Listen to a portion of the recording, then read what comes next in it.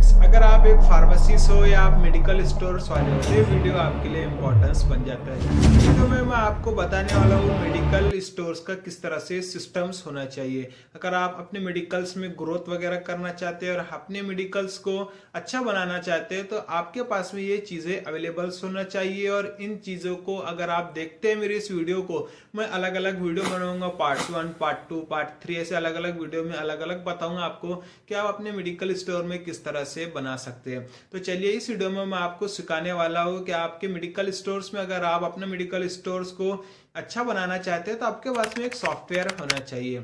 Software भी ऐसा होना चाहिए कि आपके सॉफ्टवेयर के अंदर इस तरह से प्रोडक्ट्स होना चाहिए, प्रोडक्ट आप ऐड कर लेंगे। इसके साथ ही साथ आपको ये भी पता होना चाहिए कि आपका जो सेलिंग्स हो रहा है वो क्या सेलिंग्स हो रहा है। आपका सॉफ्टवेयर ने ये भी बताने होना है कि कितने स्टॉक आपने सेल किए, कौन सा प्रोडक्ट ज्यादा हो रहा है। अगर आपके पास में अगर आप सॉफ्टवेयर लेते हैं तो आप अपने सॉफ्टवेयर वाले से पूछ सकते हैं कि आपके पास में कौन सा सॉफ्टवेयर है, क्या वो उसके अंदर ये कंडीशंस है कि आपके पास स्टॉक कितना है, स्टॉक कौन सा जीरो होने वाला है। इसके साथ ही साथ आपको ये भी पता होना चाहिए कि आपका स्टॉक है क्लोज होने वाला है, मतलब आपके पास में खत्म होने वाला है। तो अगर आप मेडिकल स्टूडेंट है और मेडिकल चलाते हैं तो ऐसा सॉफ्टवेयर अगर आपके पास में रहता है तो आपके पास में अवेलेबल स्टॉक अवेलेबल करने के लिए ईजी रहता है। फॉर एग्जाम्पल, अगर आपके पास में एक स्ट्रिप पड़ी है, अगर आप सिस्टम्स करते हैं कि अगर आपके पास में 5 गोली पड़ती है तो अपने आप ऑर्डर आ जाना चाहिए। ऐसे सॉफ्टवेयर है अवेलेबल जो आपको बता सकते हैं कि आपके पास में मार्केट में क्या चल रहा है, आपका कौन सा सेल्स हो रहा है प्रोडक्ट्स, इसके साथ ही साथ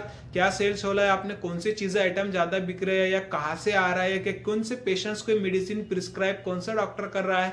अगर आप इसको अपने मेडिकल स्टोर में अपना सिस्टम बनाते हैं, जो भी सेलिंग वगैरह कर रहे हैं वो लिखते हैं और इसका डॉक्यूमेंट्री करते हैं तो आपको बहुत इंपॉर्टेंस बन जाता है। इसके साथ ही साथ ऐसा सॉफ्टवेयर अवेलेबल है मार्केट्स में कि जो आपने ऑर्डर्स वगैरह को भी डाल सकते हैं, अपने आप ऑर्डर आ जाते हैं और आपको सॉफ्टवेयर बता देता है कि आपके पास में मेडिसिन खत्म होने वाली है। इसका भी एक सॉफ्टवेयर अवेलेबल है।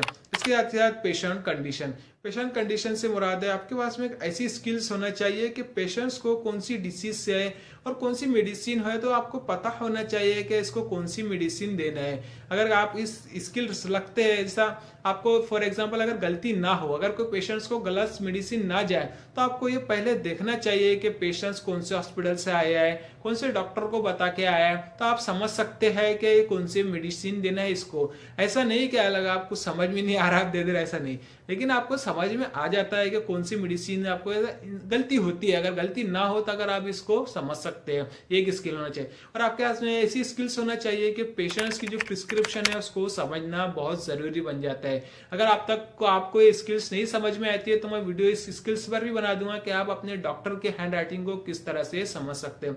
इसके साथ ही साथ मेडिकेशन स्टॉक के मुताबिक आप रैक वगैरह किस तरह से रखना चाहिए। आपको 100 ml वगैरह है, 200 ml है, अगर आप इसको सेपरेट रखते हैं तो आपको बहुत इजी हो जाता है। इसके साथ ही साथ अल्फाबेटिकल सी ड्रॉप्स वगैरह मैं अलग अलग वीडियो बताऊंगा और आपको बताऊंगा किस तरह से मेडिकल्स में अगर आप सिस्टम बनाते हैं तो आपके लिए इंपॉर्टेंस बन जाता है।